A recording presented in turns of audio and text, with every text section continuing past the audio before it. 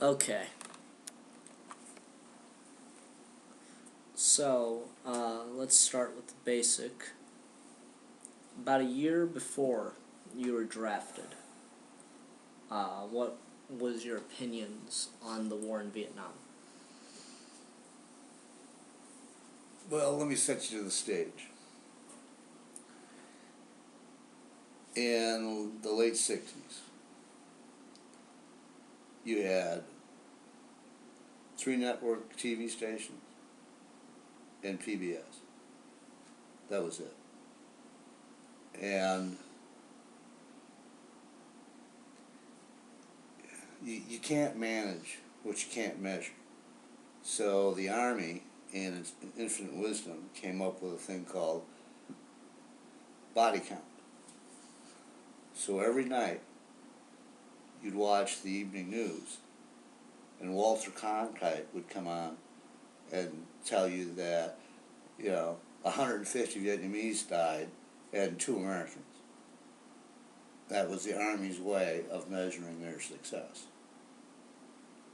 And there was a little bit of anti-war, going on, but for the most part, it was surreal. It was just part of the evening news. Alright, so you weren't one of those protesters, or you weren't one of those people that were for it, you just were completely dissociated from it, is what you're saying here. Okay. When you, got what was it, a phone call or a letter that you were drafted, exactly? The way I found out I was drafted is once a year they do a lottery of people that were 18 and over, okay? And they pull based on the birth date of that year. So when I say the only lottery I ever won was the draft, I mean that literally. I was number 1. And then a little while later, you get a letter that tells you that you have to report for a physical, and then you go from there, which was interesting because my mother and Uncle Tom, everybody called him Moke, for some reason they made sure to pick me up and drive me down to where I had to get on a bus and go to Minneapolis for the physical. And I thought they were being nice, but in retrospect, what they were was making sure that I got there. Alright, so it was a letter. How did you feel when you got that? Well, I knew I got drafted because I won the lottery. So it's like the most sad lottery ever. Well, no, I had a hearing problem, and I went to the Mayo Clinic, and they got a letter from a doctor that says my hearing was impaired and stuff like that. Mm-hmm. So I figured, well, I'll go up here for the physical, and then I'll get turned down. Paul, your uncle, was turned down the year prior, all right, Mm-hmm. because he had anemia. He was just very anemic. And they didn't turn you down? Like, did you show them the hearing thing that you had? Alright. But that whole thing was a little strange. The physical? Yeah. Like, you have, 20 guys in a row, and, like 2 rows, 3 rows, 4 rows, Mm-hmm. all right? And part of the physical was a doctor would tell you to bend over and spread your cheeks.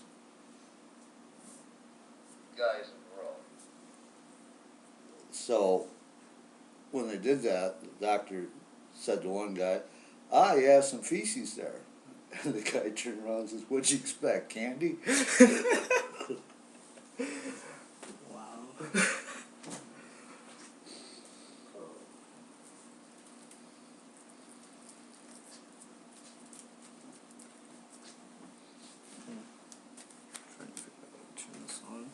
not getting very high readings off of that. Sorry. How do I turn it on? Hit the record, the red button. And then it just records because there's nothing displaying. Figure it out. Just want to make sure. Alright, so, physical. What'd the doctor do at that point? He just moved on to the next guy. But what was interesting is after you get, past the hearing test, and they made a big hoopla, and they threw the letter from the Mayo Clinic away. He said, yeah, so what? So you're standing in line, and this is before you're going to take basically the oath of joining the Army. A Marine guy, like, drill instructor, I guess that you would call him a gunny sergeant, is what they're called. He goes down the line, and he's counting everybody off. So it's 1, 2, 3, Marine. So that's how you ended up being, A Marine in one of the best of the best. Yeah. Wow. So, it was just very strange. And from there, you take the oath, which they tell you to take one step closer, or excuse me, one step forward. And it was probably 3 years before I was inducted that Muhammad Ali refused to serve. Okay. And they stripped him of the heavyweight title. For refusing to serve? For refusing to go in the Army. So, did you take the step forward, or did you... Yeah, I mean, that was just part of the thing. You get drafted, you go in the Army. Right, and after the step forward, you don't imagine that you were, immediately loaded onto a plane or anything. No, a bus. A bus? Yeah. So you didn't get to go back, say hi to the family, or say goodbye to the family or anything? That's why they were there. They picked me up. No, we went on a bus to North Carolina. Fayetteville, North Carolina. It was home of where the 82nd Airborne is housed. Okay. It's also an induction center. An induction center? Yeah, in other words, you sit around and you sit around and you sit around, and then all of a sudden one day you go get your uniforms and your underwear and your boots. And they're not real good at assigning sizes. So you take your chances. And that took about 2 weeks. In the Army, when you're not, there's two types of Army. One is the Army in the States, the other is the Army that's actually in the theater of operation. Mm-hmm. When you're stateside, you do a lot of drilling, which is, marching, a lot of training, a lot of KP, and a lot of doing nothing. So this is basically boot camp, is what you're saying? Well, boot camp was, after I got there, they put you on a bus in the middle of the night, and I ended up at Fort Knox, Kentucky, where all the armor is. Mm-hmm. And at Fort Knox, it's like 2 in the morning. You got this duffel bag, and the first thing they tell you is, okay, get off the bus, grab a duffel bag, I don't care if it's yours or not, just grab one. We'll figure that out later. And, they're just, pretty nasty, mean-spirited. They're drill instructors. So, that evening, I remember, you're just dead tired because you've been, on a bus all night and stuff. So you just end up crashing. You're just dead tired. And you're in a bay, which has got, 40 bunks right? Too high. They're like bunk beds. Okay. All right. Then you got a foot locker, right? Yeah. And you got a wall locker. Uh-huh. That's your life. A bunk bed, a foot locker, and a wall locker. Yeah. And the first thing I heard out of this guy that was in the bunk either below me or next to me, he opened up his eyes and he says, "What the hell am I doing here?"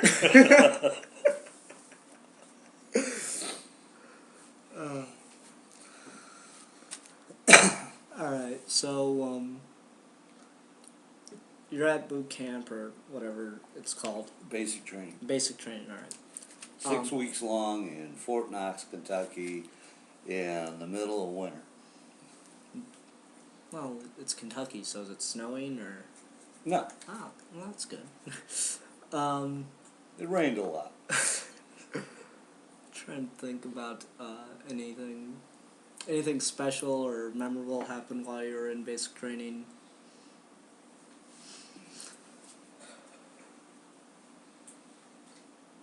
Besides the guy asking why the hell he was here. Well, there was one guy that was a physical PE instructor in life. And one of the things they do to harass you is if you don't move fast enough or you don't do something right or whatever, they always say, "Drop and give me 20." Mm-hmm. So Roger, instead of dropping, saying, when he was told, "Give me 20," instead of him dropping, he says, "Which arm?" And it really, made the drill instructor not a happy camper. I bet. So, Roger did, 50 with the left, and then, or 20 with his left, and then 30 with his right. So, it just very mean-spirited, and I remember we call it the Chinese fire drill. Mm-hmm. If one of the platoon gets out of line, they have a little thing where you low crawl, which means you get down on all fours with your wall locker on your back, and you go down the stairs. Ow. Then you crawl around the barracks, and you go back up the stairs. No, what did you mean get out of line? Like, ran out of the... Just all not showing up for roll call, being late, being tardy, Oh, okay. So, if you were tardy, what happened to the guy that was? He was just part of the group. One of the big infractions, if you can imagine, a helmet liner, right? It's like a plastic construction hat. Yeah. You know what I mean? Uh-huh. Well, there's a lining that goes in a helmet that you wear. They have this thing called fire guard, where every night someone, once the lights out at about 9 at night, someone has to stand guard for an hour, and you have to wear this hat, this helmet liner. And I'm telling you, there's got to be like 8,000 pieces of head lice have gone through there. But if you got caught not on duty on fire guard or asleep or whatever, that would bring the wrath of the drill instructors on top of you. Or if you were slow getting out of bed. They would wake you up by taking a garbage can and just beating the hell out of it with a baseball bat. How?